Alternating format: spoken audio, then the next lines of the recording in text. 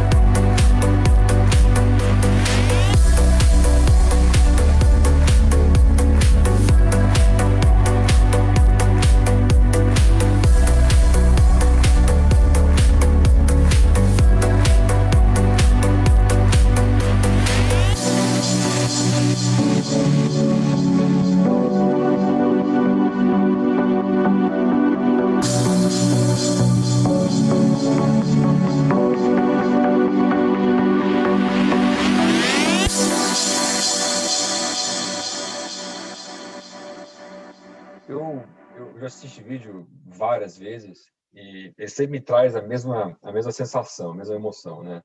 Uma de ter muita coisa acontecendo, não vou dar conta, mas ao mesmo tempo ele traz um certo otimismo, talvez pela música, né?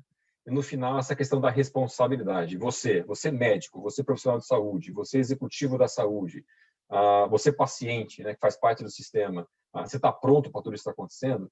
Tem um caso muito curioso nesse vídeo. Eu estava preparando uma palestra e minha mãe estava sentada do meu lado e ela viu o vídeo e falou assim: "Nossa, filho, sorte que eu estou aposentado, porque esse mundo aí, não sei o quanto eu conseguiria trabalhar nele."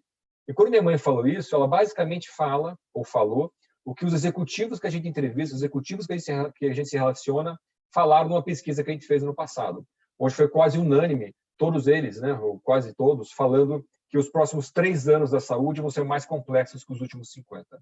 Eu não tenho dúvida disso. Eu já achava isso pré-Covid. Com tudo que o Covid vem acelerar, a gente vai falar um pouquinho sobre isso. Perdão. Eu tenho certeza que os próximos 3 anos vão ser bastante complexos em vários aspectos, vou falar um pouquinho disso. Então, é só um vídeo para provocá-los e para trazer um pouquinho da mensagem de que saúde está no centro de uma transformação gigante que acontece no mundo, e a gente sente isso no Brasil, dada aí toda a complexidade que a gente vem vivendo, tanto na saúde pública quanto na saúde suplementar. Espero que vocês tenham gostado do vídeo. Vídeo público, tá, gente? Vocês acham isso facilmente no YouTube. Não tem como não falar de Covid, eu não vou aqui falar do que a gente lê, do que a gente viu, do que a gente sabe. O que a gente fez nesse slide aqui foi basicamente deixar didático o que a gente já conhece, né? As fases da pandemia, uma fase de preparação, uma fase ali mais de mitigação e de lockdown, toda a recuperação e o que a gente chama, o pessoal tem chamado de nova realidade ou novo normal. Então, isso acho que é bastante óbvio, a gente tem visto. A mensagem que eu quero passar aqui para vocês são duas, ou talvez três. A primeira delas, quando eu converso com os meus pares, os 54 pares, eu normalmente faço essa pergunta, a gente tem feito, dado crise, ligações semanais, né, videoconferências semanais, a gente sempre fica questionando e perguntando um para o outro como é que a crise está sendo gerenciada no seu país. Eu vejo uma diferença grande. Embora ela tenha uma tendência comum em todos os países, de novo, isso vai variar, lógico, de país para país, mas existe uma linha comum, eu vejo uma diferença no Brasil e que eu acho bastante preocupante. A diferença que eu vejo é que a gente não tem muita confiança nas informações que a gente recebe. Então, acho que a pandemia criou uma ansiedade muito grande em todos nós, uma ansiedade muito grande na mídia, então existe uma competição para ver quem publica primeiro. Isso gera até uma certa, muitas vezes, irresponsabilidade, e as informações hoje, na era digital, elas vão trafegando uma velocidade que você não consegue controlar. Então, chega um momento que você já não consegue entender se você pode confiar nos dados, acho que essa é a primeira pergunta, se os dados são medidos corretamente, se são reportados corretamente, e se o que a gente está vendo, que está sendo publicado, é de fato o que está acontecendo. Eu praticamente, e até uma pena ter que falar isso, eu quase que desisti de acompanhar, porque a gente não sabe mais, eu pelo menos perdi um pouquinho a confiança no que está acontecendo. Então é difícil de falar em que momento desta curva a gente está. Então, essa é a primeira diferença que eu vejo de países, os outros países que a gente que eu citei, para o Brasil. A outra mensagem importante aqui é quando se fala em nova realidade, ninguém sabe se é 2021. Eu até coloquei um ponto de interrogação ali. Mas pode ser 2022, pode ser 2023. Então, não acredita, isso pode parecer bastante óbvio, que a poeira baixou, o Covid saiu, vamos colocar assim, a saúde mudou. A saúde já vai estar digitalizada e já vai estar num novo normal, tudo diferente. Certamente não. E outra coisa que a gente não consegue dizer é essa fase de recuperação. O que a gente consegue, sim, falar de forma didática é que a gente separa isso em 3 R's. A fase da reação, basicamente ali o primeiro início. A fase da resiliência, onde você está sofrendo e tentando combater a pandemia. E a fase da recuperação, que vai preceder aí o novo normal. Então, aqui é mais uma crítica, um comentário no sentido de informação. Se você faz um teste super simples, pode começar hoje, de gravar algumas matérias que você leu. Eu fiz isso com algumas matérias de 3 meses, né, desde que começou a pandemia. A hora que você volta e começa a ler tudo que foi publicado e tenta fazer um raciocínio, uma narrativa, algo lógico até hoje, você percebe que as informações não encaixam. As informações realmente você não consegue fazer um racional. E aí tem até uma piada que um sanitarista fez, um colega meu, ele falou assim: Daniel, acho que era mais fácil fazer gestão da pandemia em 1950, onde você passava a informação uma vez, de forma bastante assertiva, de forma bastante clara, bastante objetiva, onde você não tinha essa época digital, as informações são veiculadas aí com bastante responsabilidade, talvez fosse mais fácil. Lógico que é tom de piada, mas tem as suas facilidades de fazer uma gestão de pandemia numa era pré-digital. Esse é o estudo que a gente fez, e aqui eu já adianto que eu vou fazer 2 perguntas para vocês. Vai aparecer para quem está na plataforma, para quem está no YouTube, infelizmente não, um quiz, né, para vocês responderem, para eu pegar um pouquinho o ponto de vista de vocês. Então, terminando esse slide, eu vou fazer o primeiro, tá? Gostaria de contar aí com a participação de vocês. Espera aí, daqui a pouquinho. Essa é uma pesquisa que a gente fez logo quando começou essa confusão toda. A KPMG sentou com todos os setores, a gente atende vários setores da economia, e começou a tentar entender qual setor recupera mais rápido pós-crise. Eu gosto de confrontar e de comparar, talvez seja a palavra certa, a saúde com outros setores. Eu acho que tem muito que a gente pode aprender com outros setores, sempre tem que respeitar as peculiaridades da saúde, ela é um setor bastante complexo e bastante peculiar, mas eu gosto de fazer essa comparação. E esse estudo mostrou que você consegue separar as economias, né, as indústrias, em 4 categorias. Aquelas que viam, de certa forma, estáveis e que crescem com tudo isso que está acontecendo, basicamente tudo que é digital, né, e vai ganhar bastante força, tem ganhado força. Na saúde, a gente coloca aqui a telemedicina, que é um capítulo à parte, discussão da telemedicina. Até minha opinião tem mudado recentemente sobre ela.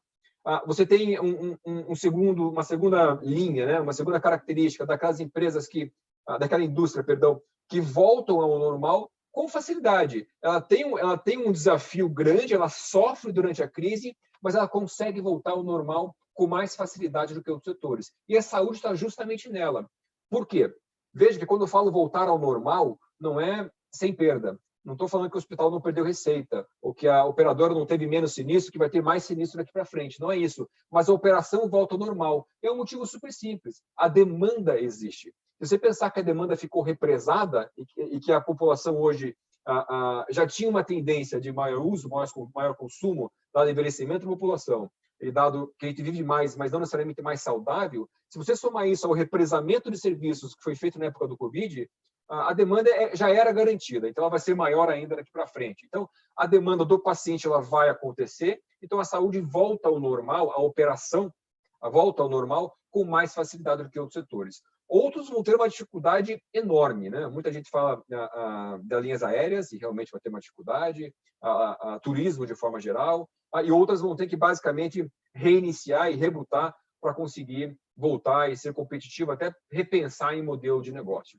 Mas, Daniel, a saúde não tem que repensar seu modelo de negócio? Tem, ela tem que pensar. Mas, por ela ser um mercado mais resiliente, por ter uma demanda garantida, a gente consegue continuar sem repensar o nosso modelo de negócio, mas sim, ele está sendo repensado. Eu vou falar um pouco mais sobre isso. Agora, eu queria fazer uma pergunta para vocês. Doutor Paulo, se puder colocar a pergunta, eu te agradeço e peço que vocês participem, mas para eu entender um pouquinho o que passa na cabeça de vocês. Então, na sua visão, qual será a maior dificuldade do setor de saúde, lógico, para recuperar a crise?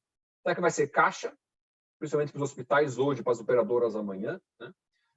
E a indústria também, que principalmente quem oferece aí, drogas e equipamentos médicos, né, dispositivos. Adaptação ao novo normal mais digitalizado. Inovar o papel da indústria e da distribuição, criando novos modelos, sem dúvida é um desafio. Atrair pacientes para cirurgias eletivas.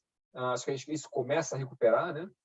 Ou nenhuma das alternativas. Então, peço aí 10 segundos, 20 segundos no máximo para vocês votarem, só para eu entender e comentar um pouco em cima das suas respostas.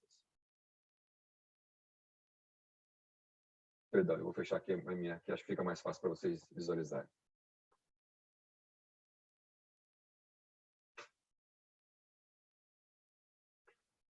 Vamos lá.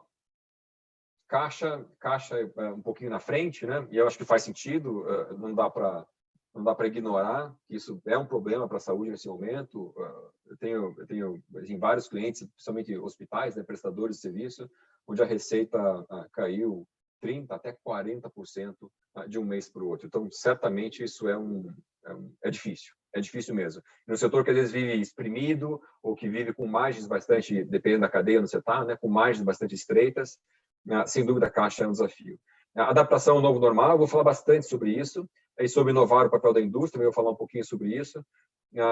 Ninguém votou em NDA, então estou partindo do princípio que as alternativas aqui cobriram um pouquinho o que vocês pensam. E atrair cirurgias, eu fiz essa mesma pergunta há um mês e meio atrás, ela estava muito mais, o pessoal votou mais, né? Acho que agora voltando, aos poucos, talvez isso vai ganhando menos relevância.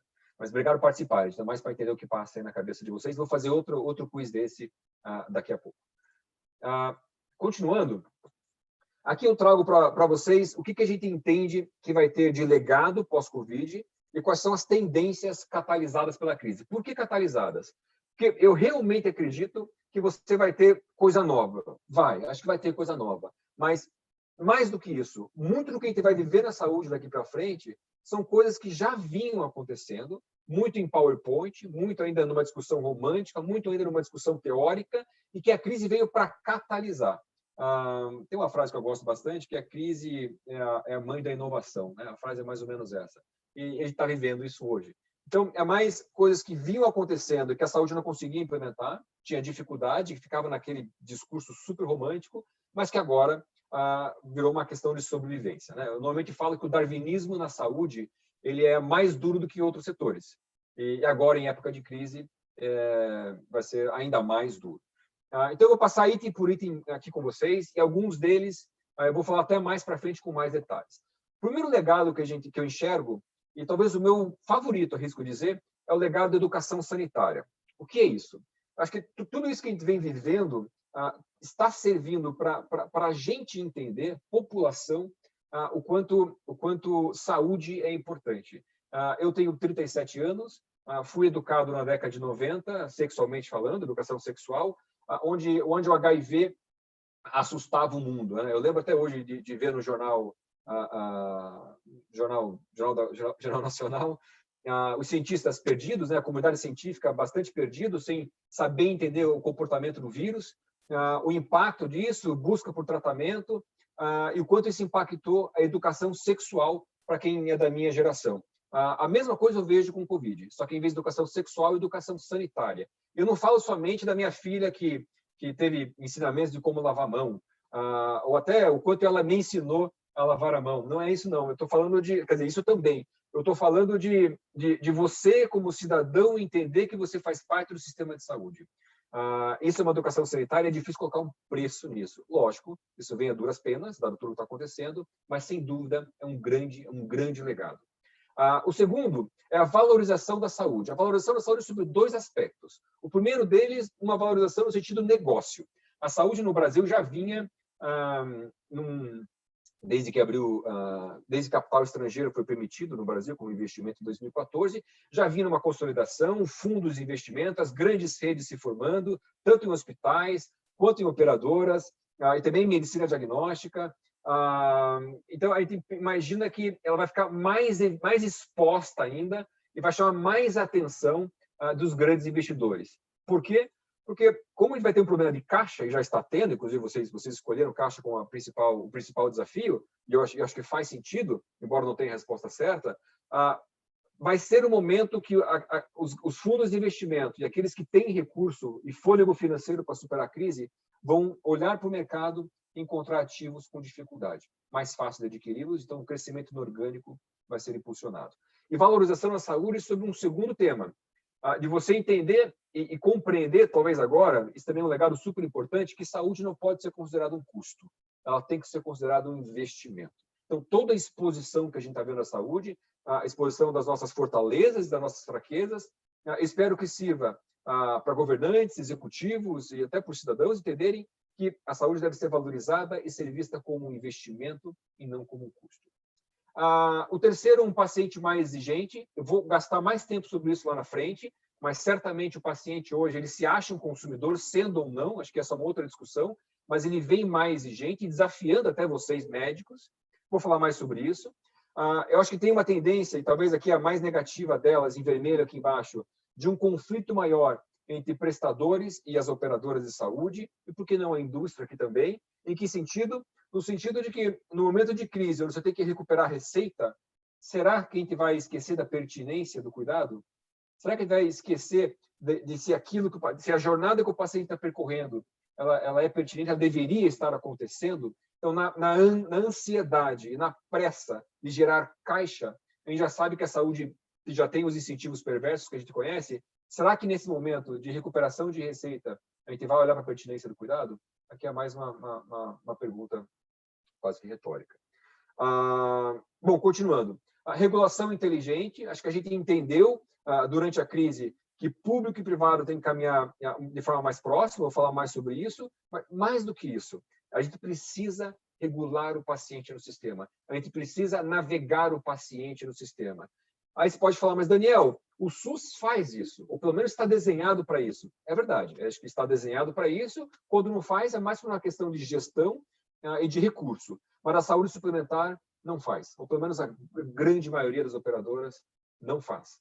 Então, regular o paciente no sistema de forma inteligente é super importante. E acho que a saúde suplementar só vai entender isso no momento em que regulação para ela significar acesso e não restrição.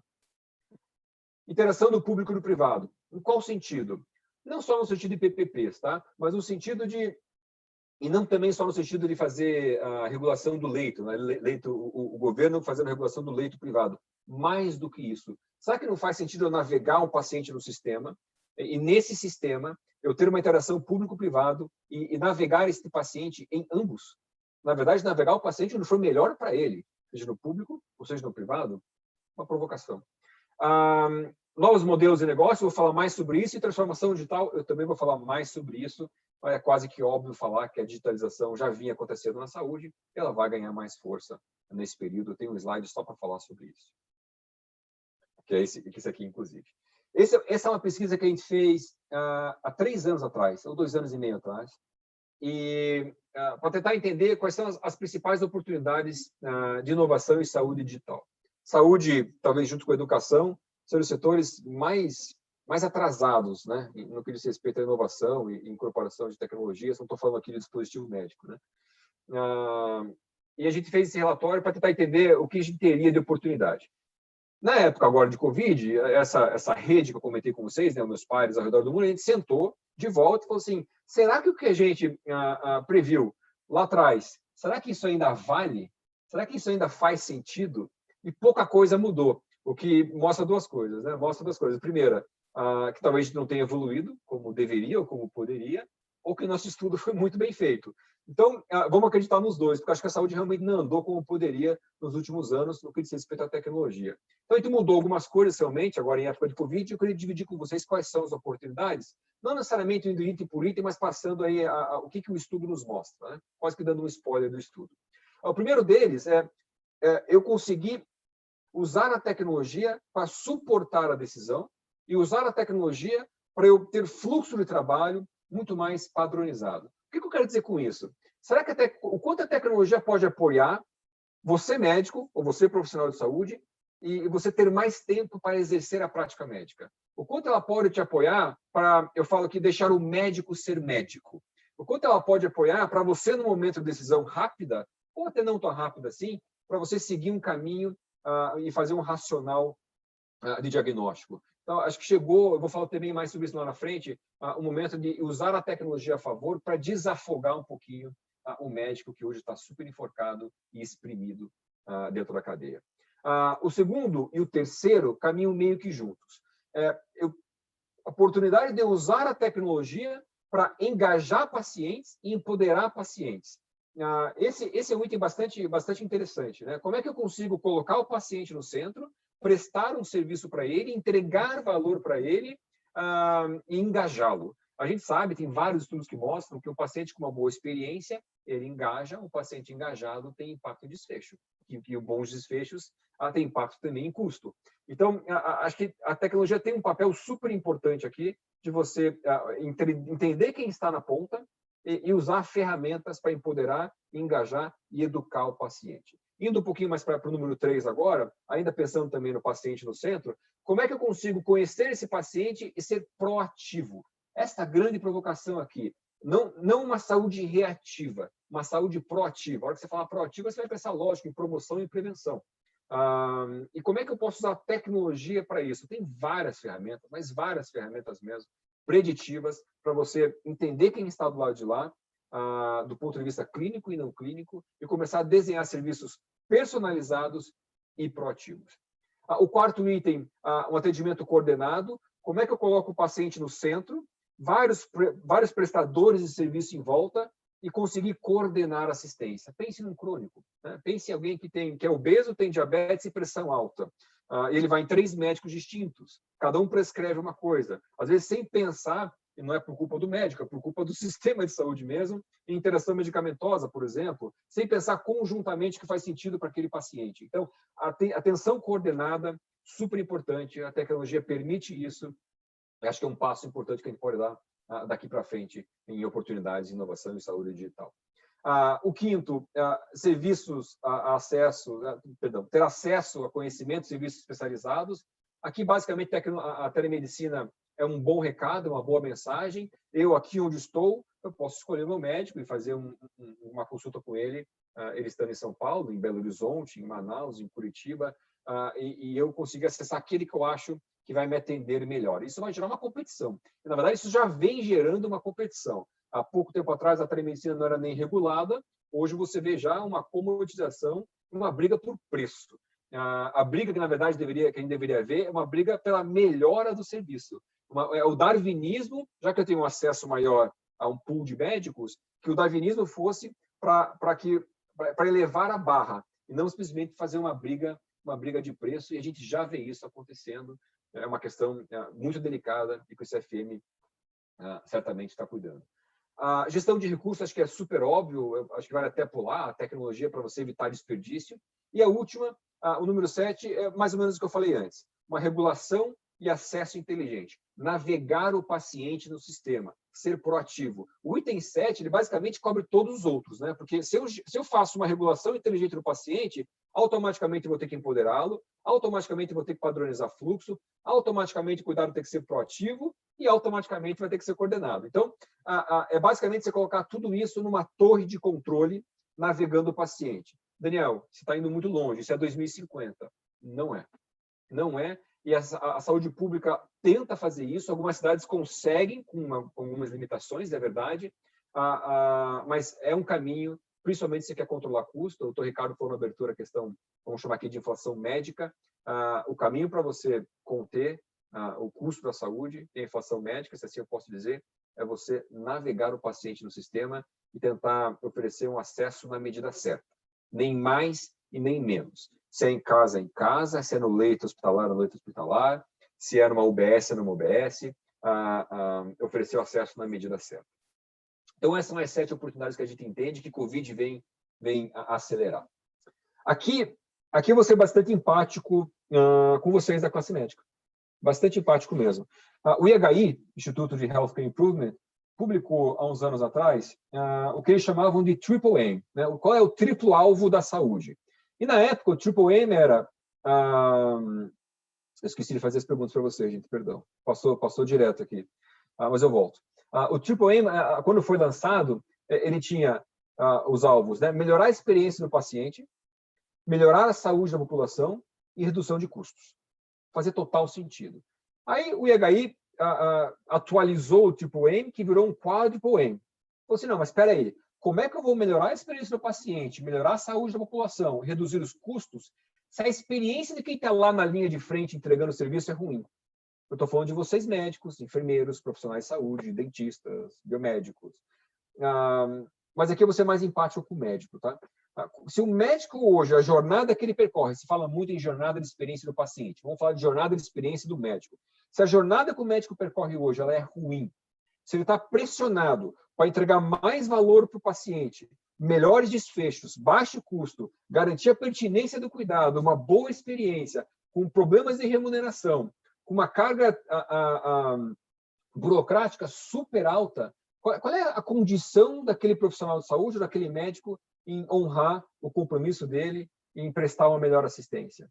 Então, não é à toa que a gente vê hoje a classe médica, se você fizer uma comparação, e esse não é um dado oficial, é quase que um dado empírico meu, do que eu leio, do que eu vejo, mas arrisco dizer que a classe médica hoje, quando você faz uma análise de burnout, saúde mental de forma geral, ela é top 3 ou top 4.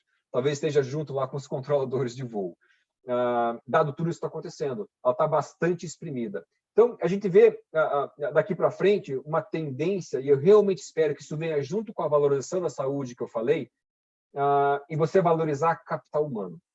Não tem eu vou falar de qualquer consultoria, uma consultoria, seja qualquer consultoria, que não vai fazer um trabalho de transformação, saúde ou não, onde o pilar capital humano não seja fundamental. Na saúde, isso tem um peso ainda maior. A saúde ela é mais pessoa dependente do que outros setores. Saúde e educação, na verdade.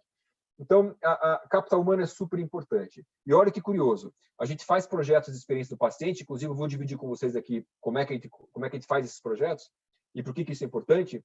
E alguns clientes já nos pedem fazer também um trabalho de experiência do profissional, principalmente do médico. E faz muito sentido justamente por causa desse quádruplo aim. Então, precisa olhar com carinho, precisa ser empático, a classe médica, que normalmente é bastante criticada por ser mais conservadora ou resistente.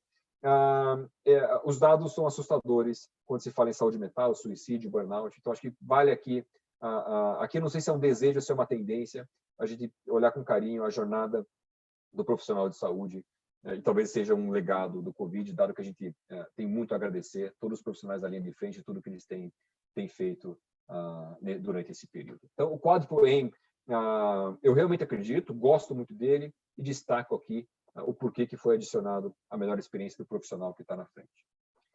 Essa é uma metodologia nossa, eu vou gastar um pouquinho mais de tempo nesse slide, aí eu peço que se eu estiver esgotando o tempo aqui, por favor, me avisem. E eu preciso voltar e fazer mais uma pergunta para vocês, que eu passei direto, desculpa, acho que foi empolgação. Esses são os 6 pilares de uma boa experiência do paciente. Uma metodologia nossa, não precisam ser 6 pilares, poderiam ser 8, poderiam ser 5, didaticamente a gente colocou em 6.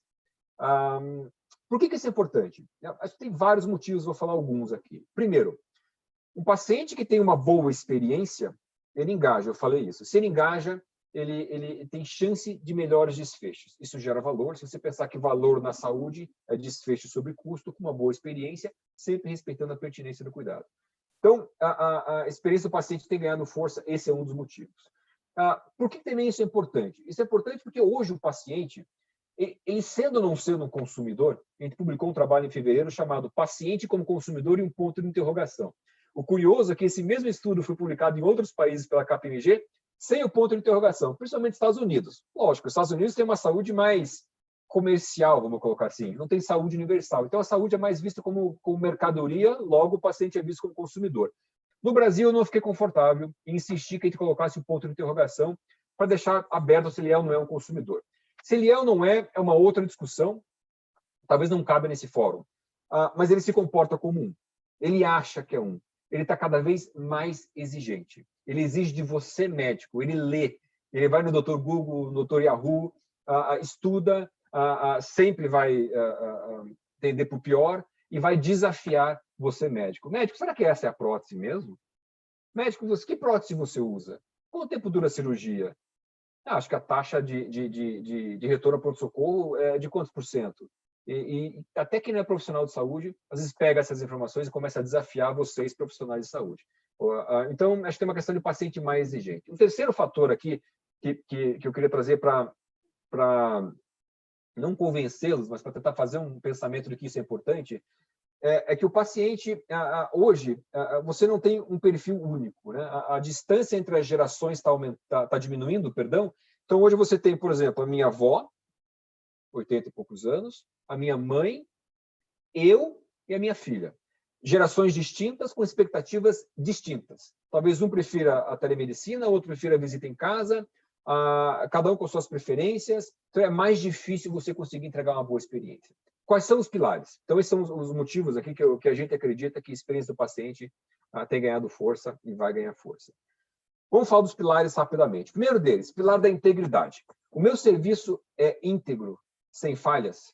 Aqui eu estou falando de segurança do paciente. Super importante. Segundo pilar, a resolução.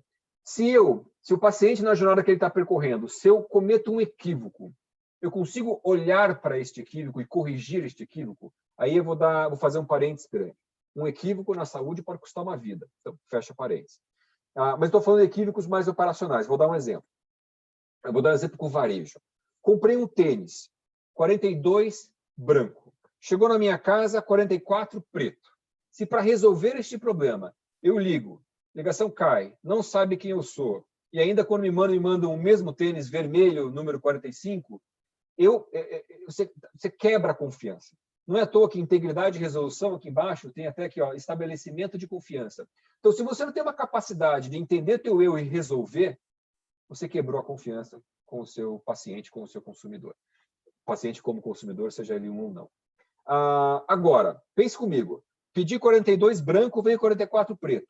Se para resolver esse problema, eu resolvi com 3 cliques, com pouco esforço no telefone, o atendimento foi excelente, reconheceram meu nome, mandaram certo, eu, Daniel Greca, e pode ser uma opinião pessoal, eu compro de volta. Eu compro de volta, porque eu entendo que ele soube resolver o problema. Não preciso nem fazer um paralelo aqui à telefonia, TV a cabo, etc. A gente vive isso no dia a dia. Quarto pilar, o terceiro pilar, expectativa. Aqui uma frase importante que parece confusa, mas é uma frase importante. Se você não sabe a expectativa do seu paciente, a chance de você atendê-la é acidental. Lógico. Se eu não sei qual é a expectativa, como é que eu vou atendê-la? Se eu atender, foi acidental, porque eu não sabia qual era a expectativa daquele paciente. E eu mesmo falei antes aqui que as expectativas variam, de geração para geração, de perfil paciente. Então, atender a expectativa é super importante. Qual é a expectativa do meu paciente, se eu fosse uma operadora, quando ele recebe a carteirinha do meu plano? Quando ele liga aqui para resolver um problema? Qual é a expectativa do meu paciente quando ele entra no PS? Ou quando ele entra no hospital para fazer uma letiva? Eu preciso saber qual é. Ou quando ele entra no meu consultório. Tempo e esforço, um quarto pilar. Tempo e esforço, o tempo no sentido mais óbvio da palavra, de quanto tempo eu demoro para ser atendido. Agora, esforço é mais do que isso. Qual é o esforço mental do meu paciente? O esforço mental do meu paciente em cuidados paliativos, o esforço mental do meu paciente que faz hemodiálise 4 vezes por semana e vai de ônibus. Então, eu preciso me colocar no lugar dele, que é o último pilar da empatia, que eu vou falar daqui a pouquinho. Personalização. Quem está do lado de lá? E aqui eu falo de personalização do ponto de vista clínico e não clínico.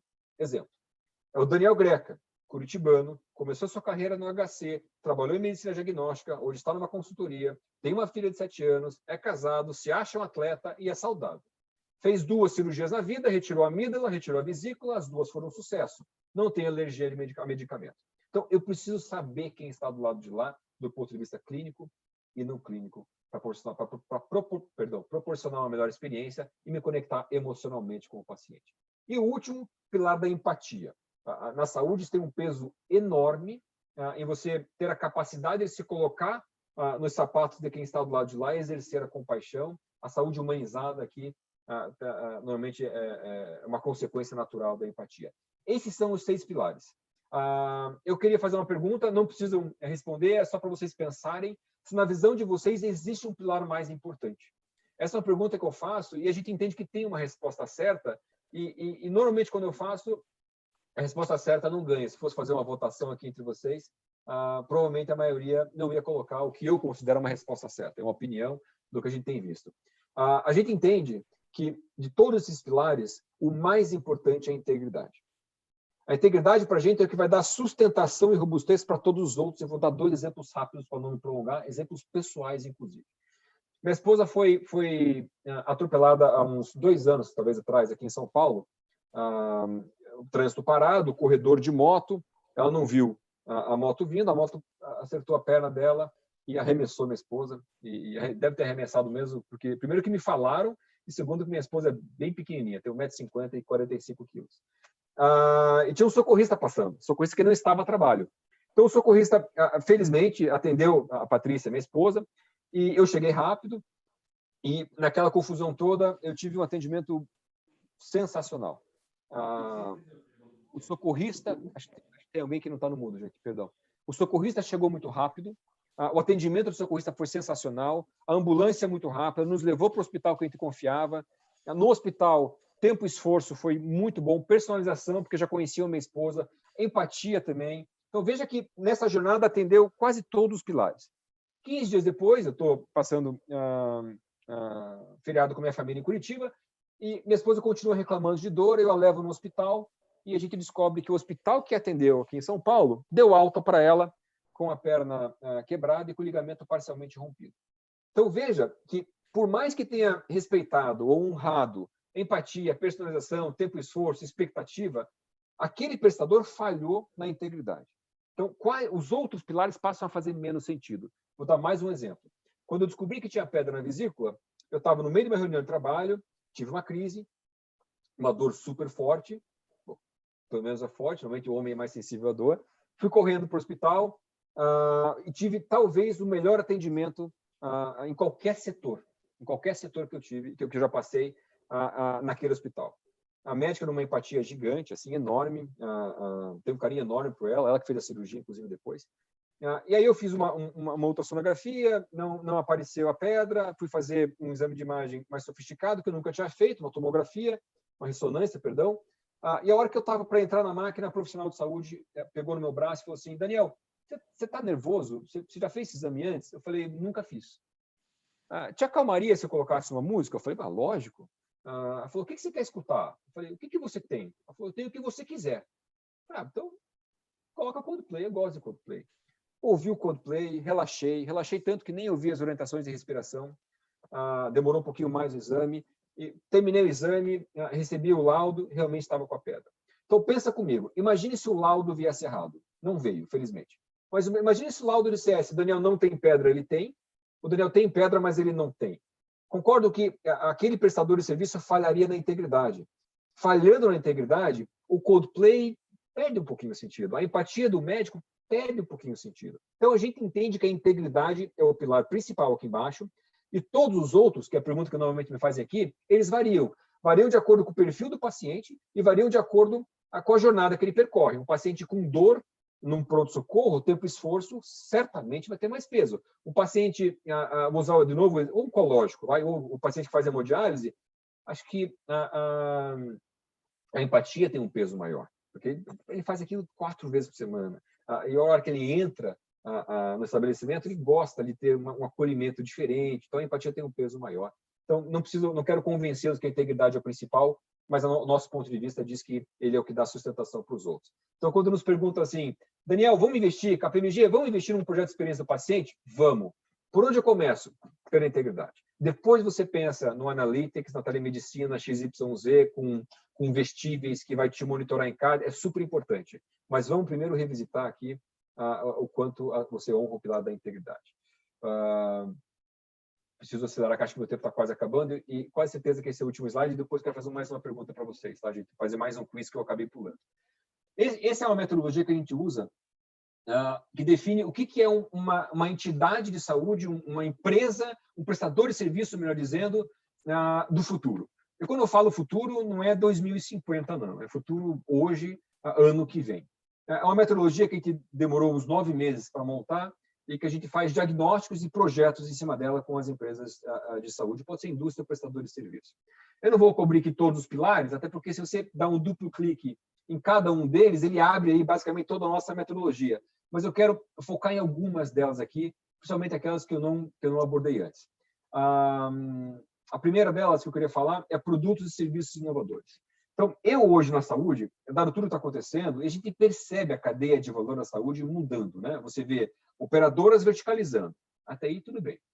Você vê medicina diagnóstica investindo em serviços diferentes, né? Não só eu ser aqui, fazer um trabalho passivo de esperar o paciente, mas fazer gestão de saúde populacional. Esses dias eu conheci uma operadora de saúde que também é uma distribuidora de medicamento, no caso. Olha que curioso. Aí, quando eu perguntei para ele, mas por que uma distribuidora? A resposta dele foi, porque meu concorrente fez isso. Então, veja que a cadeia de valor da saúde ela está super complexa e cada vez mais verticalizando. Se não fosse suficiente, você tem novos players. Nos Estados Unidos, o Walmart virou um player da saúde. A Amazon, todo mundo já sabe. Google e Apple também. No Brasil, a gente vê uma onda, inclusive público, das telecoms querendo fazer saúde. É claro, acho que até publicou, que estava com alguma parceria com telemedicina. Então, a saúde está em evidência e todos tentam inovar, sejam os players que hoje estão nela ou os players novos de outros mercados que entendem que ele tem uma grande oportunidade.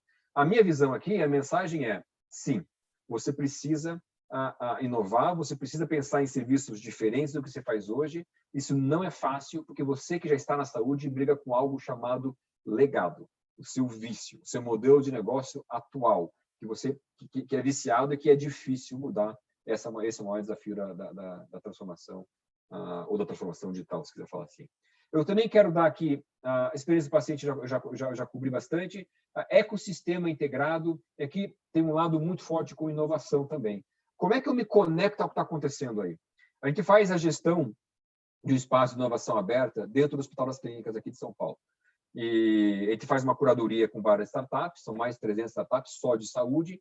E a hora que eu olho as 300 startups, esse ecossistema vasto, é um ecossistema vivo, ele é orgânico, né? Você tem uma taxa de mortalidade super alta e uma taxa de natalidade também bastante alta.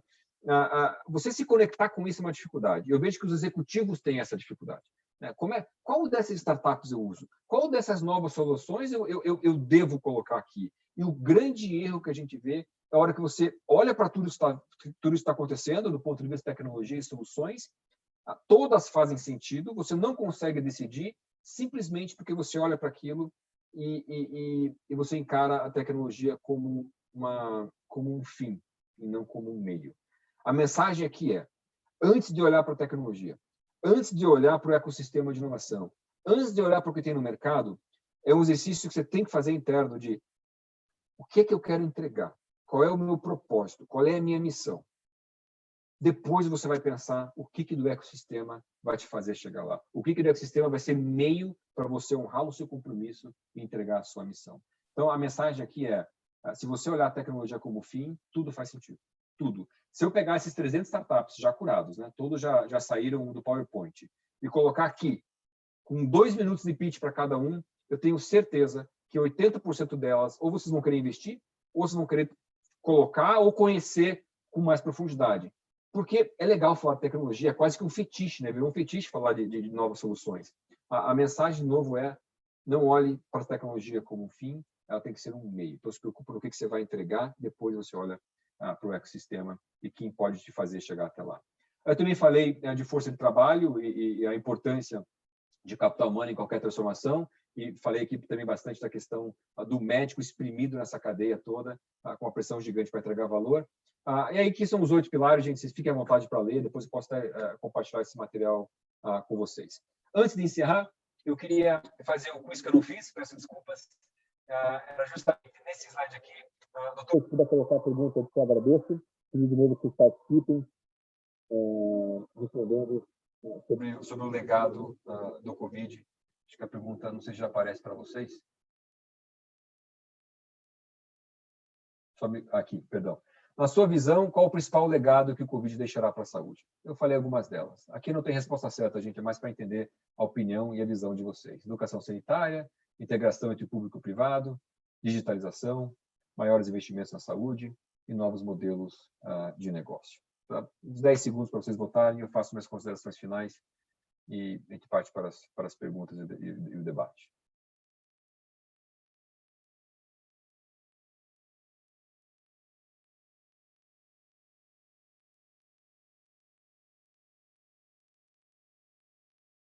Vamos lá. Digitalização, educação sanitária também, interação entre público e privado. Curioso que poucas pessoas acreditam na interação do público e privado. Eu também sou um dos que não tenho muita fé, não. Mas eu acho que existe um caminho do meio que não é esse caminho polarizado, né? Um ou outro, quase que uma briga, enfim, bastante polarizada. Então, os modelos de negócio. O NDA, depois, se puder escrever qual seria a nossa visão, já que não é nenhuma das alternativas, seria legal para a gente entender. Bom, senhores, eu espero ter colaborado. Eu quero agradecer de novo sobre aqui pelo convite, a Agnes por ter feito a ponte, todo o alinhamento que você escreve, foram discussões já bastante produtivas. Eu fico super feliz em poder compartilhar nosso ponto de vista, não como uma verdade absoluta, mas realmente como um ponto de vista. Prazer poder colaborar, espero ter sido propositivo e provocativo, acho que esse é o grande objetivo quando alguém está falando e mostrando um ponto de vista. Espero também ter trazido matéria-prima suficiente para as perguntas e para a discussão que vem agora. Então, mais uma vez, obrigado e fico à disposição. Muito obrigado, Daniel, pela excelente aula. Eu acho que, de certa maneira, quando eu assisti sua aula, eu fiquei muito otimista com o cenário, sabe, de saúde. Porque a gente, né, acompanhando a mídia, a gente vê muito o lado negativo da crise. E a gente, como player de saúde, a gente como profissional, a gente como linha de frente, né? Então, se a gente for acompanhar a mídia, a gente percebe o lado negativo da crise, né, na saúde, particularizando a saúde. Então, assim, eu fiquei muito feliz de assistir sua aula e ver que realmente há uma luz no fim do túnel. Então, é um discurso muito otimista, né? No sentido da gente enxergar, né, a saúde como uma oportunidade, né? E realmente aquele conceito de custo, né, que a gente tinha, claro, claro que a gente tem, né, com relação à salvação do setor, né, pensando só na questão do custo, realmente é um pensamento mais limitado, né? E a gente percebe que, né, a saúde realmente ela tem que ser vista não como um custo, né, como uma oportunidade mesmo, como um investimento. Mas existe uma particularidade, né, com relação ao setor de saúde, porque existem muitos players, né, e esses players, existe uma interligação muito grande entre eles, né, e a gente percebe no estudo que você mostrou, né, da recuperação pós-crise do setor de saúde, que assim que acaba a crise, há uma recuperação praticamente imediata, né? Você acha que né, essa recuperação do setor, tendo vários players totalmente interligados, você acha que algum desses setores, algum desses players se recuperará primeiro do que outros e assim leva a cadeia? Ou não? Você acha que tem que ser um conjunto, todos têm que crescer juntos, têm que elevar juntos, digamos assim? É uma boa pergunta, doutor Ricardo. Quem sofreu primeiro deve recuperar primeiro, né? Eu vejo que a indústria sofreu primeiro, principalmente com o cancelamento das cirurgias, e os hospitais sofreram bastante pelo cancelamento das cirurgias e pelo medo do paciente de ir até o hospital. E aí, nesse momento, quando tem uma queda de consumo, vamos colocar assim, a sinistralidade baixa, então as operadoras, teoricamente, sofrem menos, né? É um raciocínio lógico aqui de sinistro e consumo. Então, respondendo bem diretamente a sua pergunta, como o hospital, os prestadores de forma geral, né, porque acho que o laboratório também entra aí, as clínicas também, sofreram mais no começo, a hora que a poeira começar a baixar, deve recuperar mais, vai vir uma onda, dado que eu até comentei que a população, primeiro que os serviços foram represados, a gente não está mais saudável, então a demanda já existia, e essa onda vai aumentar sinistra. Então, lá na frente, com o aumento do sinistro, que deve sofrer são as operadoras.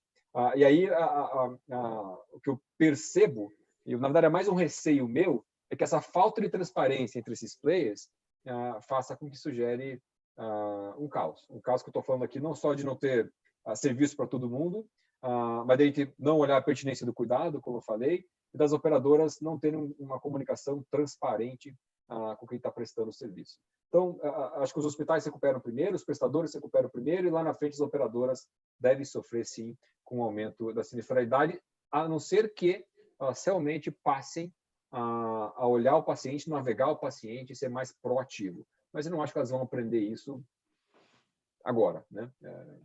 Porque, na verdade, tudo isso traduz, né, Daniel, uma mudança cultural, né? E a gente entendendo nessa recuperação dos hospitais, né, da indústria, né, realmente o paciente, no setor privado, ele acaba ficando na mão das operadoras, né? Então, assim, as operadoras realmente elas têm que entender que se elas não setorizar os pacientes, não navegar o paciente, né, na saúde, realmente ela vai ficar inviável, porque a receita cai, né? Com a pandemia, você percebe que os mais jovens perdem um plano, né? E o que fica são os mais velhos, né? Que são um grupo de risco, que vão demandar internação, vão demandar custo, né? Então, se você tem receita caindo com custo elevando, realmente, se a operadora não entender isso, realmente fica muito inviável, né? E tem dois pontos, Ricardo, que acho que vale a pena falar no seu comentário, que me fez pensar aqui.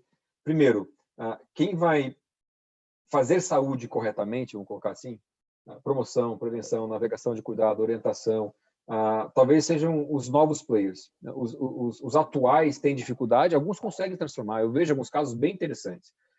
Mas talvez esses que estão entrando agora, que já nascem digitais, que já nascem orientados a valor, que já nascem colocando o paciente no centro, talvez esses consigam fazer o que a gente não consegue fazer. E aqui não é uma crítica às operadoras, é uma crítica ao sistema, porque o sistema ele foi se acomodando da forma que está. E os players foram se acomodando desse jeito.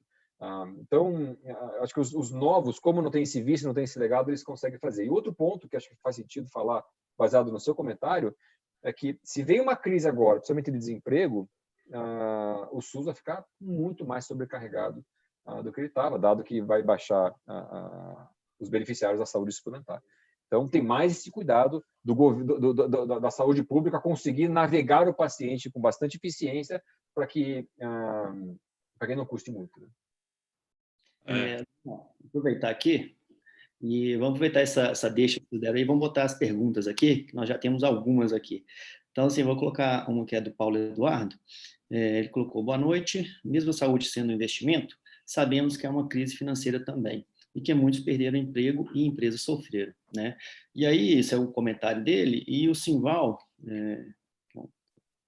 Lins colocou aqui: como melhorar, então, a interação entre o público e o privado? Boa pergunta. Essa é quase uma pergunta de $1 milhão. Super difícil. Eu vou dar minha opinião aqui, e a gente tem um ponto de vista sobre isso. Primeiro delas é transparência. É a comunicação transparente entre o público e entre o privado. A segunda delas é que você consiga integrar de forma que ela não seja...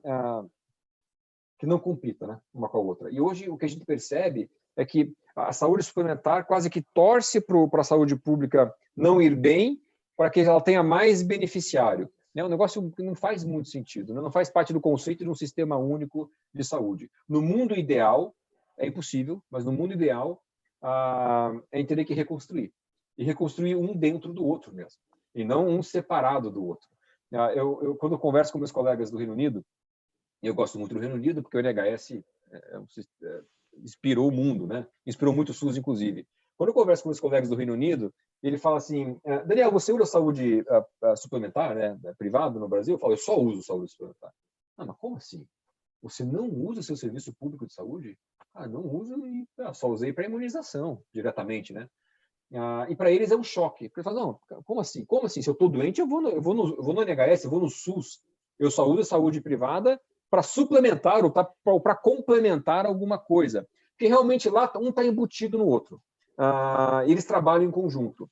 Aqui não, aqui está separado. Os dados não se conversam entre eles também. Se eu vou hoje num e vou amanhã no outro, não existe essa interação. Então tem uma questão de dados, tem uma questão que tem que ser integrados, tem uma questão de interesse financeiro e tem que ser alinhado um bom incentivo.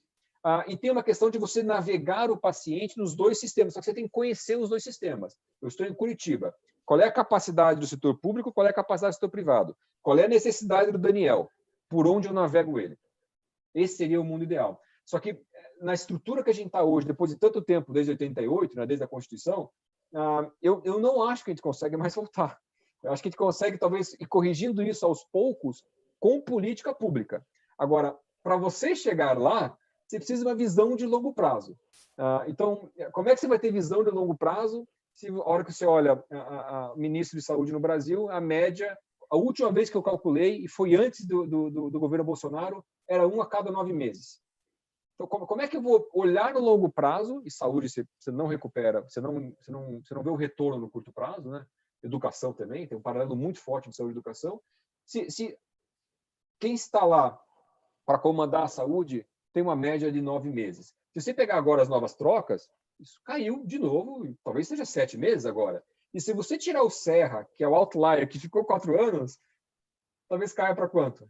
3 meses? Então, se o CEO de uma empresa não consegue executar seu trabalho em menos de 3 anos, você imagina o ministro, seja da saúde ou não. Então, isso requer visão de longo prazo, porque você não vai conseguir mudar o sistema amanhã, porque ele está muito viciado. Então, aos pouquinhos, com políticas públicas, você consegue, mas, de novo, a visão tem que ser de longo prazo. Ô, Daniel, Daniel, e você acha que, por exemplo, com a migração dos pacientes do setor, com a crise, do setor privado para o setor público, né, vai haver realmente uma sobrecarga? Você acha que esse processo pode acelerar essa relação público-privado? Eu acho que sim.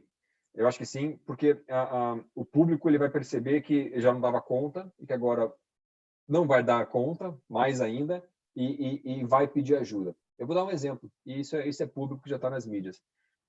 Nesse nosso ecossistema de inovação lá no HC, surgiu uma startup. E ela faz exatamente isso, Ricardo. Ela já está no mercado. Ela pega a fila do SUS, entende o paciente que está lá esperando há muito tempo, pega este paciente, olha para a rede privada, vê quem está ocioso e faz um contrato de valor. Isso é importante. Não é só encher leito. Ela olha para esse prestador e fala: você está vazio, eu tenho um paciente, mas o compromisso tem que ser esse. Esse é o desfecho que eu quero. Alta em tanto tempo, enfim, todo o protocolo. Ela leva esse paciente, é remunerada, remunera o hospital, e mais, os dados desse paciente, ela avisa o SUS depois e fala, tira da fila porque já está resolvido. Olha que ideia brilhante que essa startup teve.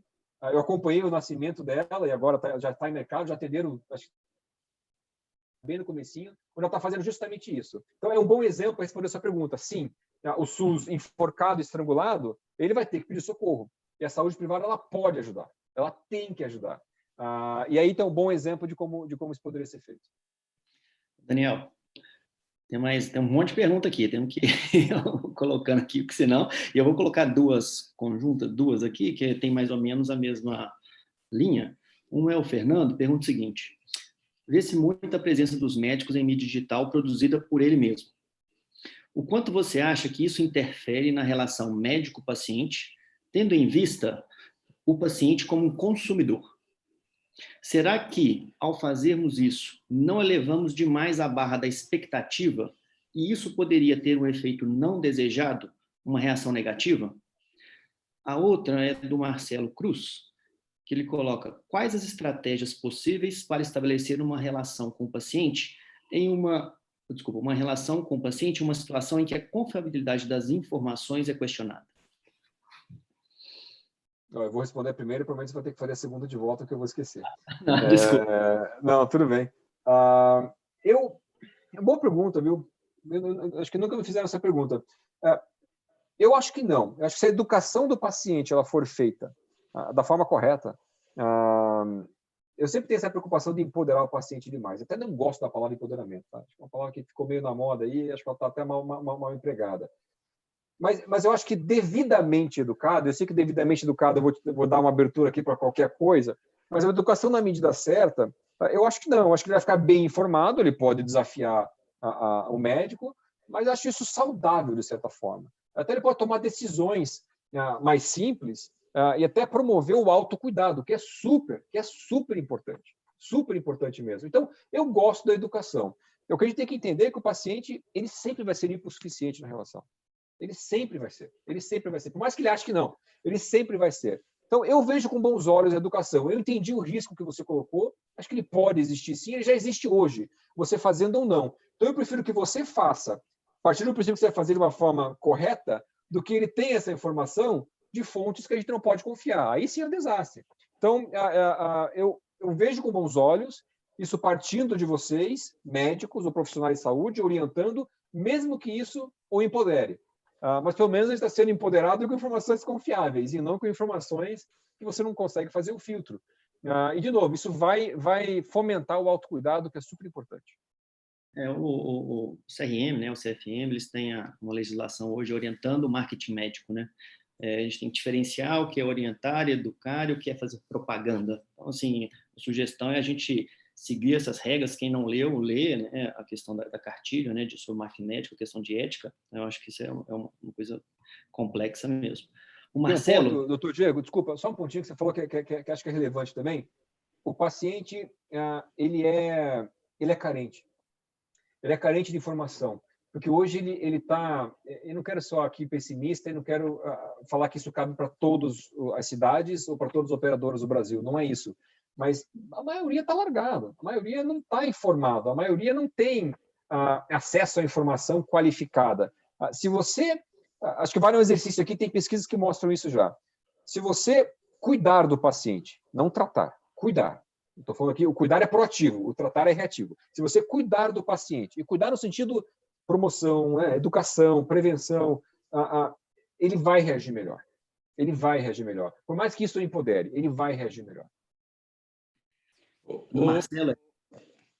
Daniel, assim, como é que, no seu ponto de vista, como é que você enxerga, até pegando, né, a deixa da pergunta do Marcelo, como é que você enxerga isso, essa questão da informação, de informar o paciente né, carente de informação, num cenário em que a gente vive lotado de fake news? Como é que a gente poderia regularizar isso?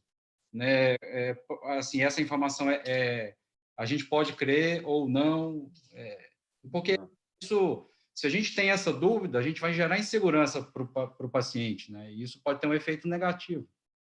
E aí, ele perguntou, só para aproveitar a pergunta dele, foi quais estratégias possíveis para estabelecer uma relação com o paciente em uma situação em que a confiabilidade das informações é questionada? Exatamente o que o...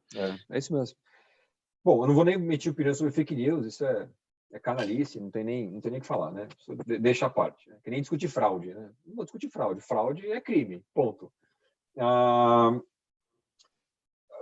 nossa experiência mostra que se o paciente tiver um dono, e acho que essa é a grande questão, não sei se fala assim em Minas Gerais, né? Em Curitiba a gente fala que o cachorro com vários donos morre de fome, né? E é o que acontece hoje, né? Ninguém cuida, às vezes ele tem os vários donos, de acordo com a jornada dele, e ele fica ali meio solto no sistema, consumindo perdido. E mesmo eu, que estou envolvido na saúde, que nasci na saúde, quando tenho problema de saúde em casa com minha esposa, por exemplo, também me sinto perdido. Então imagine quem não tem esse acesso ou quem não tem esse conhecimento. Se você coloca, para você mitigar esse risco todo e mantê-lo informado e bem informado, ele tem que ter um dono. Tem que ter alguém que é responsável por aquele paciente. É quase que você vê nas startups nascendo, um concierge da saúde. É aquele cara que a hora que ele tiver uma dor de cabeça diferente, ele vai pegar o celular, ele vai ligar, e quem vai atender é alguém que conhece, alguém que tem, vamos voltar aqui aos pilares da experiência do paciente, alguém que vai saber quem está do lado de lá, que vai ser empático, que vai gerar essa confiança. Que a hora que ele perguntar, eu estou com isso, isso e isso, o que eu faço? Eu estou com minha filha de 7 anos, febre, faz um dia, não tem mais nenhum sintoma, o que eu faço? Fique em casa. Aí ele só quer ouvir uma orientação de alguém que ele confie. Então, se ele estiver no sistema de saúde, sendo orientado e navegado por alguém, esse alguém pode ser um robô, pode ser uma equipe de enfermagem, né? Pode ser, tem várias formas, pode fazer até com o médico da família, pode fazer com, enfim, qualquer recurso, qualquer ferramenta, ele é a melhor forma de você estabelecer uma confiança e aí você começar a informá-lo e sim ele vai criar esse vínculo contigo, porque ele é o suficiente. Se você faz esse fornecimento de dados e educa bem feito e não quebra a confiança, ele mantém isso contigo. Então, é a melhor forma. E tem várias soluções nesse sentido. Soluções que não é só a porta de entrada, para evitar que ele vá para o socorro, para evitar que ele saia consumindo. É mais do que isso. É alguém que está contigo o tempo todo. Digitalmente, normalmente, para quando você precisar ou tiver dúvida, você tem a quem recorrer. E aí você começa a criar essa confiança e a muni-lo de informação. E esse papel, Daniel, seria da operadora de saúde? Boa pergunta. Boa pergunta. Esse papel é o cachorro com vários donos, né? Esse papel, sim. Esse papel, na verdade, é de todo mundo com quem o paciente tem contato. Mas alguém tem que ser o dono do cachorro, né? Eu penso que sim, tá? Tem pessoas que discordam. Eu acho que sim. Eu acho que a operadora de saúde não deveria ser um intermediário que faz seguro de saúde como faz seguro de carro, né? Eu recebo o valor aqui, fluxo de caixa, sinistro, e vou levando e torcendo para o carro não bater. Eu acho que teria que ser da operadora. Tem várias operadoras que já têm esse serviço de porta de entrada, concierge, navegação do cuidado. E aí tem 2 caminhos. Ou ela faz isso, ou ela contrata uma empresa para fazer isso em nome dela. Eu acho que na minha visão, teria que ser operadora, tá? Ou a mando dela. O Daniel, o Arley aqui colocou, e a Sinara também, a questão acho que entra muito nisso, na questão da operadora, né? Que a gente tem aqui a questão da precificação do serviço médico, né? É tão difícil e não tem jeito de ser só com concorrência. Então, o tabelamento, que é a CBHPM, né? Hoje os planos, eles seguem aquelas tabelas, tem sua parcela de culpa ou tem ajudado para não ficar ainda mais baixo exatamente o trabalho médico, né? Então, assim, a questão está bem complicada. E o que a Sinara põe é isso aqui também, né? Que parabéns, Daniel, por conseguir abordar o conteúdo de maneira tão objetiva.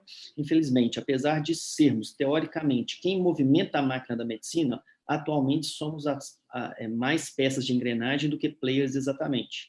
Quando você aborda a necessidade de investir no capital humano, observa que os players estão investindo no aumento do número de médicos e não no cuidado com esses profissionais.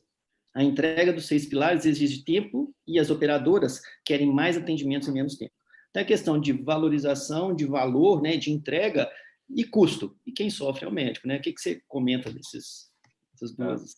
A gente tem acompanhado muito essa questão vamos chamar aqui de workforce, né? Ou da força de trabalho da saúde, que envolve não só médicos, lógico.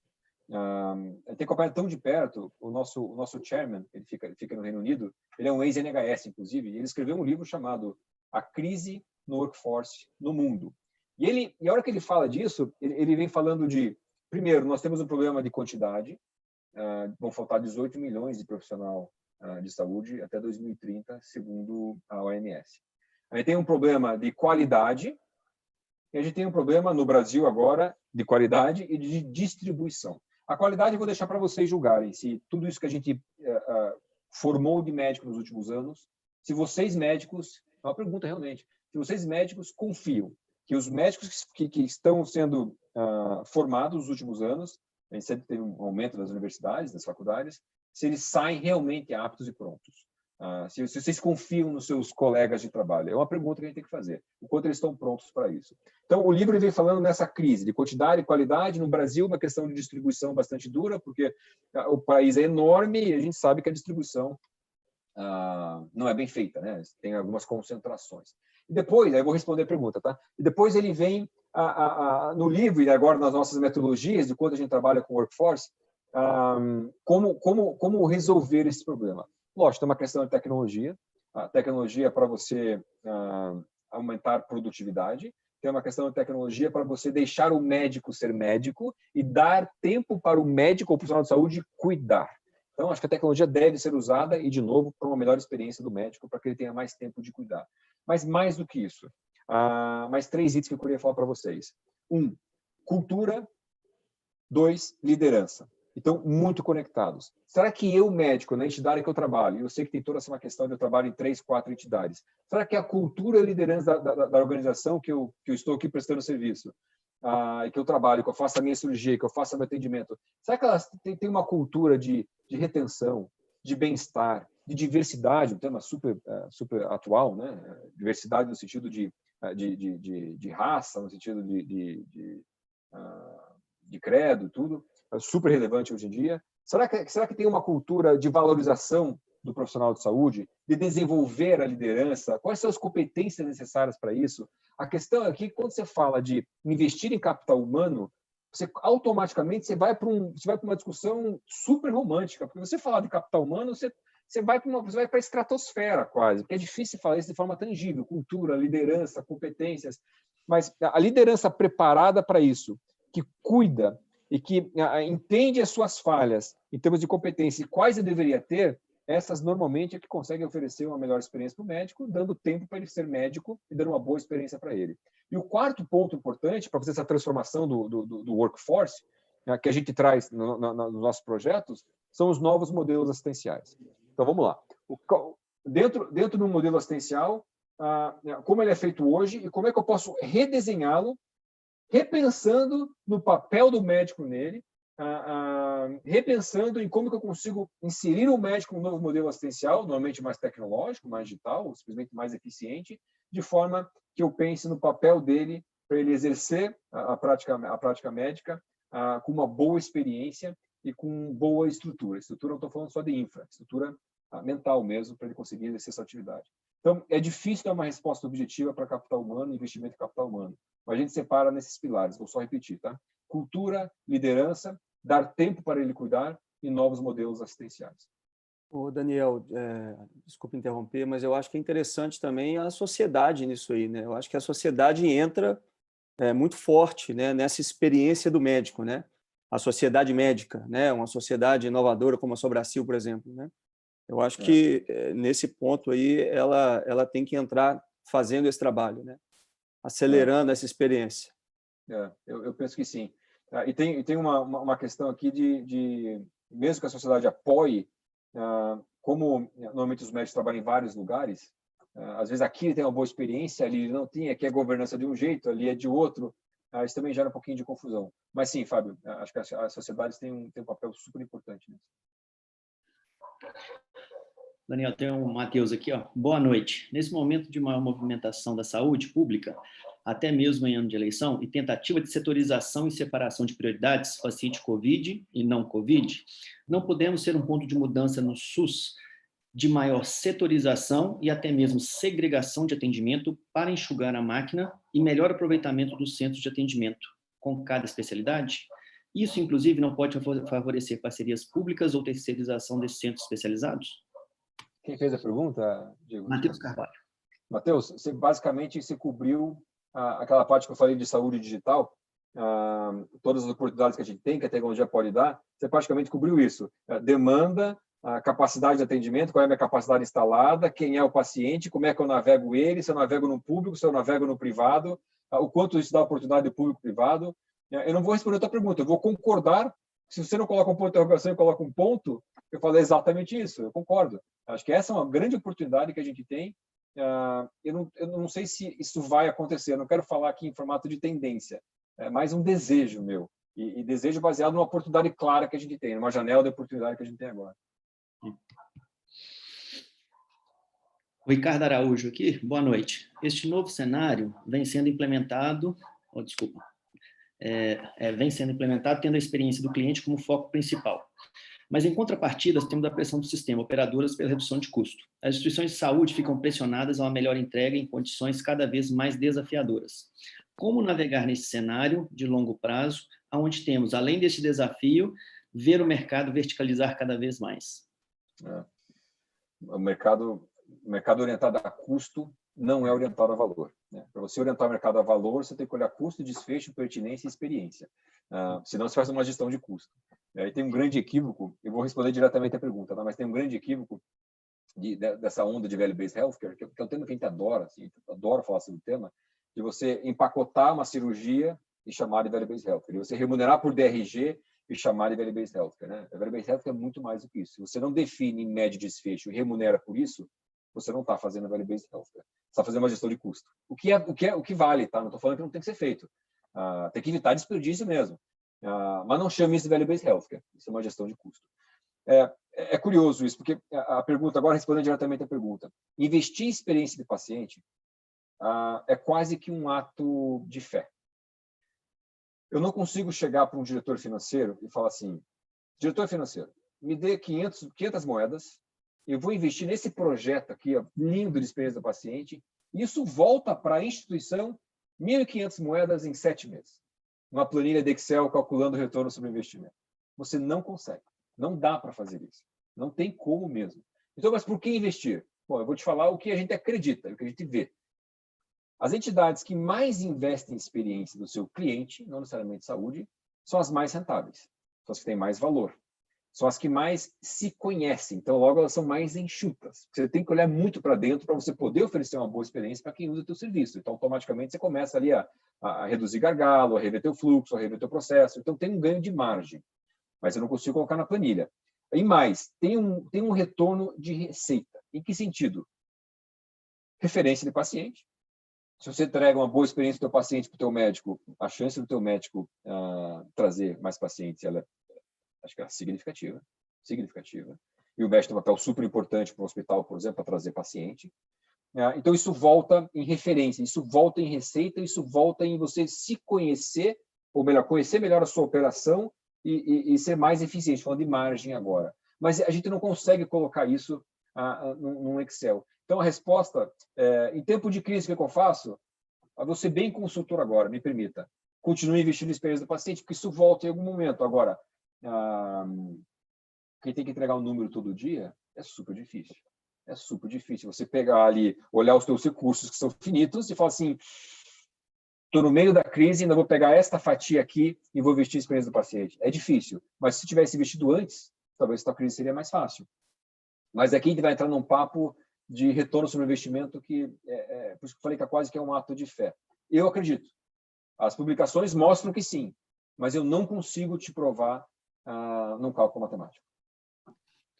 Bom, Daniel, as próximas duas aqui é do Matheus, eu acho que você já até respondeu, Matheus, na saúde, né? Daniel, você enxerga algum caminho para modificar a posição do médico de peça de engrenagem para player ativo e, de certa forma, descomprimi-lo no meio de engrenagem do sistema? Eu acho que foi mais ou menos o que você colocou, mas se você quiser enfatizar. Pode ficar à vontade. Não, você vai falar que para mim são duas coisas. Rever os modelos assistenciais e rever o papel do médico, de forma que ele não seja somente uma engrenagem, e usar a tecnologia não só a favor do paciente, mas a favor do médico, para dar tempo dele ser médico. Acho que a resposta super objetiva daria essa para o Matheus. Yuji, Como elo mais importante da relação na saúde, no diagnóstico e no tratamento, é o mais sensível aos abusos realizados por operadoras de saúde, por hospitais e pelos sistemas públicos. O que fazer para fortalecer a classe médica e sua força de trabalho? Então, saindo do individual e indo para o grupo, assim, né? Eu não sei se é questão das sociedades ou qual que é a sua visão.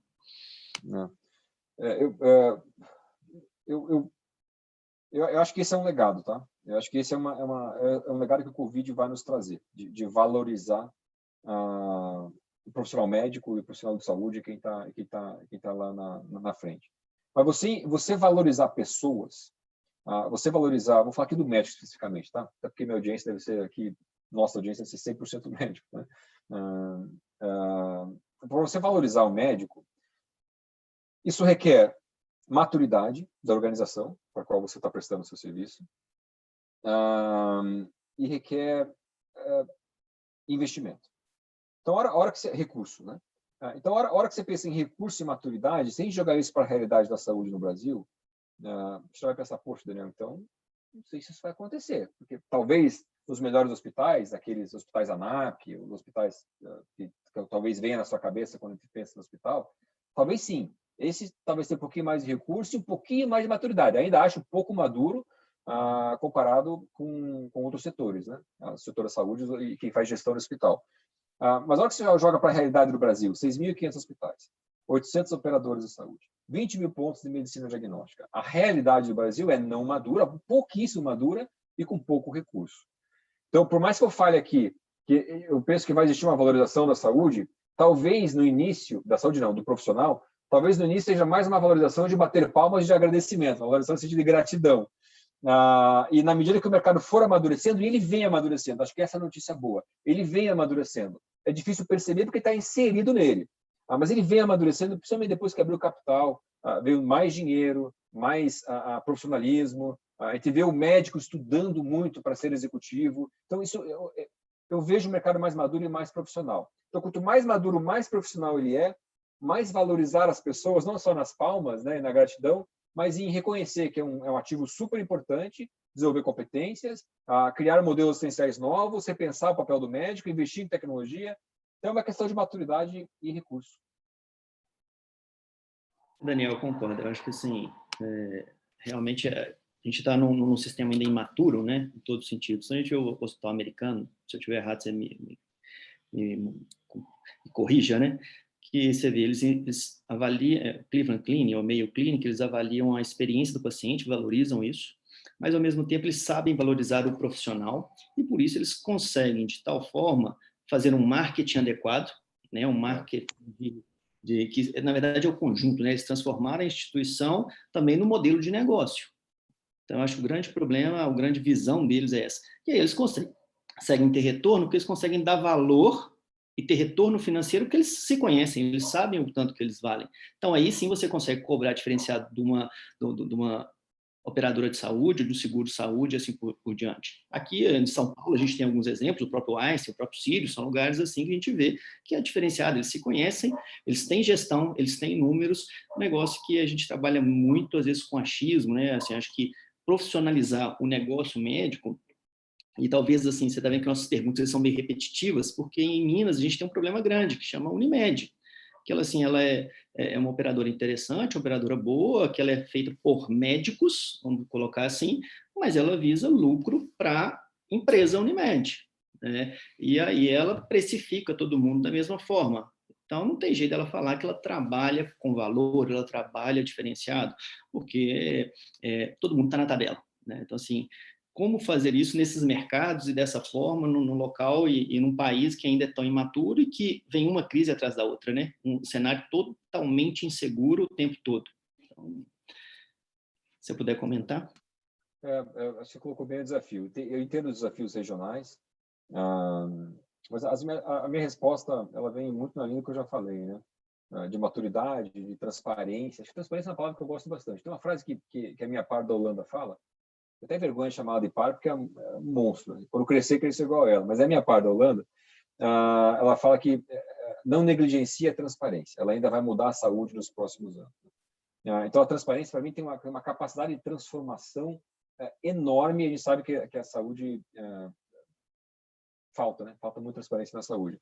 Sim, eu não vou saber opinar especificamente sobre o mercado mineiro, o mercado IBH, mas a transparência, a comunicação, por mais que exista um player que tenha a maior parte do mercado, pelo que eu entendi, eu conheço o mercado IBH, eu sei que a Unimed tem bastante mercado, mas não estou falando especificamente de IBH. Em qualquer caso, onde tem aí um market share maior, é transparência e maturidade, gente, porque senão a conversa nunca vai sair, a conversa vai ser sempre torta. E mais do que isso, acho que a visão de entrega de valor no longo prazo, tá? Se a gente ficar no imediatismo, a gente nunca vai pensar em investir, em reconhecer melhor, em rever as tabelas, investir em value-based healthcare, em investir em melhor experiência do profissional ou do paciente. A saúde suplementar eu entendo, e às vezes eu acho que até critico demais, mas acho que falta um pouquinho dessa visão e não estou falando que todas são assim, tá, gente? Mas a maioria é. Isso assim, eu posso falar com bastante segurança. De não enxergar a saúde, enxergar seguro saúde como seguro de carro. Então, é uma questão de maturidade. Ô, Ricardo, tem tempo de uma última pergunta aqui? Um último comentário? Eu acho que assim, a gente está bem adiantado, né, no horário. Eu acho que, né, se for uma pergunta bem rápida, né, Sim, o objetivo aqui. mas eu acho que a gente está bem adiantado, assim. Rapidinho. É o Carlos Rezende. Caro Daniel, o Brasil avançou muito nos últimos anos na abordagem cirúrgica dos pacientes de maneira minimamente invasiva, sobre a CIL, então é bom.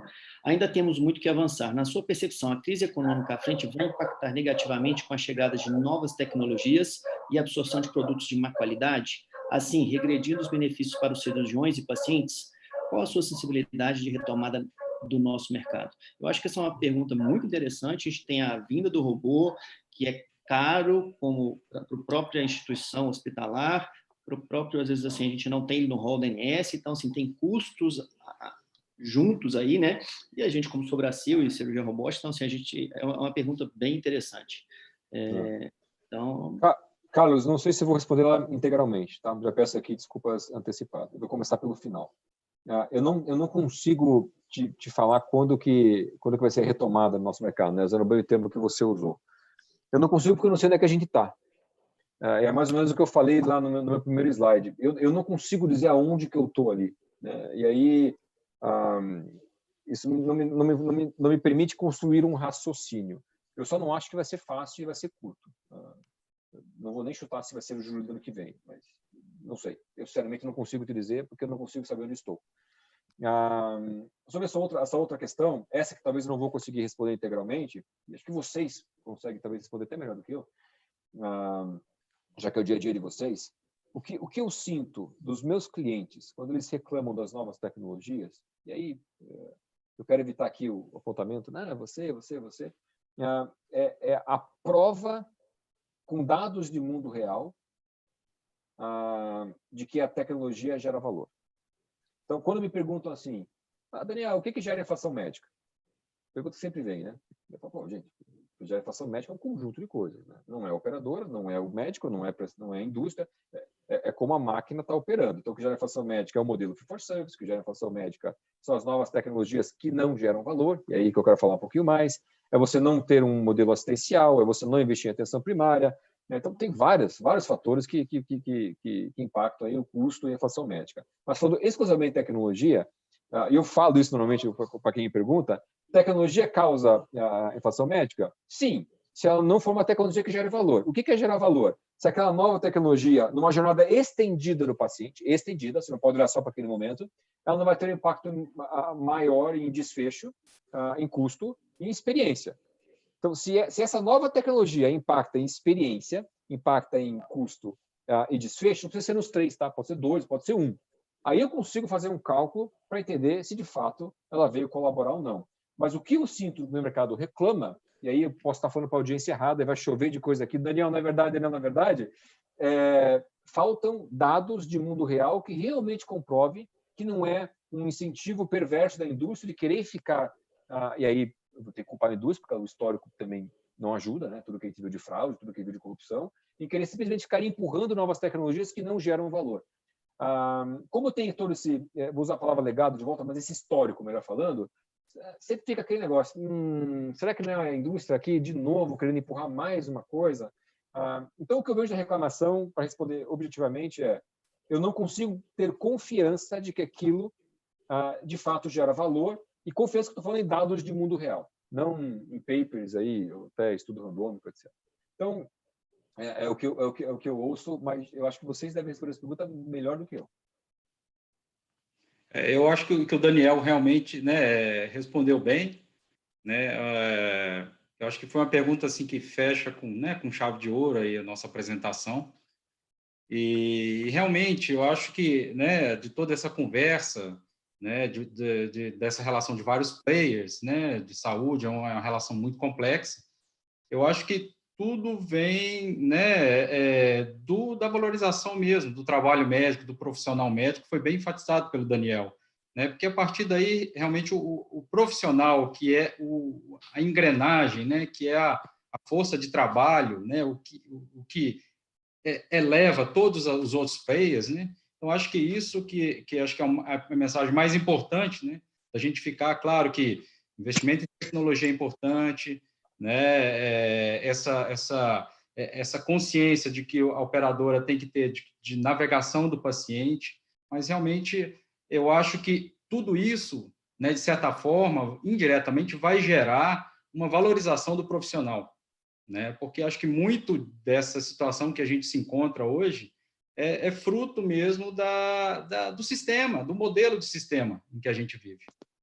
Então, eu acho que fechou bem, o Diego bem colocou o papel das sociedades, né, principalmente da Sobracil, que tem né, que é a sociedade que lida muito com tecnologia, né, com acesso minimamente invasivo, né, cirurgia robótica, né, a gente sabe que isso tem um custo.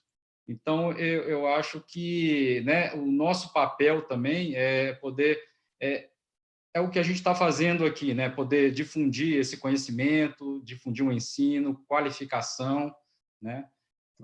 E poder estar bem em contato, né, com as empresas de consultoria, realmente, porque a gente vê que a própria KPMG ela já tinha, né, uma linha de pensamento que estava no caminho certo, né? Só faltava um motivo para acelerar isso, né? O que, de certa maneira, pensando pelo lado positivo, veio a ser acelerado pela pandemia. Mas a gente não pode esquecer realmente da valorização do profissional, porque realmente a partir daí os outros players realmente vão se elevar, né, da expectativa do profissional e realmente entender a expectativa do paciente, porque só assim os outros players vão conseguir se adaptar, mudar a cultura para que realmente todos ganhem, né, e a gente tenha bons resultados. Então, assim, eu queria agradecer imensamente, né, a aula, né, do Daniel, assim, de ter aceitado o convite. Sei que, né, o Daniel é uma pessoa muito ocupada, então, de certa maneira, a Sobracil se sente honrado, né, com a presença dele aqui. Nesse momento assim de aprendizado, né, de o Daniel ter oferecido isso para a gente, esse momento de discutir esse assunto, né, que muitas vezes é negligenciado, muitas vezes não é colocado em voga, né? E eu queria, mais uma vez, Daniel, te agradecer imensamente, né, pela essa oportunidade que você deu para a gente, né, e a gente sabe que aqui, né, temos participação de vários colegas, de várias especialidades. Eu acho que isso fortalece a nossa sociedade, né, nos motiva, né, a caminhar nesse sentido de qualificar, de ensinar, né, de olhar pelo nosso lado, no sentido de qualidade, né, de trabalho. Então, realmente, ficam meus agradecimentos em nome da Sobracil, em nome dos colegas. Queria agradecer à Sobracil Nacional, né? Mais uma vez, à Sobracil MG, ao Fábio da AGES, né, pelo apoio, ao Paulo, né, e aos demais organizadores, né, pelo sucesso, né, desse webinar. Ricardo, só para fazer um comentário, agradecer aqui de novo, e eu vou repetir isso porque para quem é consultor, né, para consultoria, é super importante a gente formar um ponto de vista que a gente formou ouvindo o mercado, volta isso para o mercado, ouve as perguntas, ouve os comentários, ouve os desafios, e disso volta, disso se retroalimenta, e é a melhor forma de eu poder entregar valor para o meu cliente. Então, é um prazer assim enorme poder colocar nosso ponto de vista, e é ponto de vista mesmo, encarem dessa forma, não são verdades absolutas. Então, gostei muito, me diverti desde o primeiro encontro que a gente teve, as discussões já foram boas. Espero ter cumprido a missão aqui de provocar. Então, Ricardo, Diego, Fábio, doutor Paulo, que tem uma foto aqui que parece que está lá, a foto tão bem tirada, Paulo, que parece que você está ali. Mas obrigado pela oportunidade, eu estou super à disposição. Obrigado mesmo. Tá, obrigado, e obrigado a todos os participantes, né, que ficaram aí até agora, que nos deram atenção. E espero encontrar o Daniel e vocês em outras oportunidades também, para a gente poder estar discutindo esse assunto, né, de bastante interesse. Muito obrigado a todos e boa noite. Obrigado, gente. Obrigado, gente. Abraço.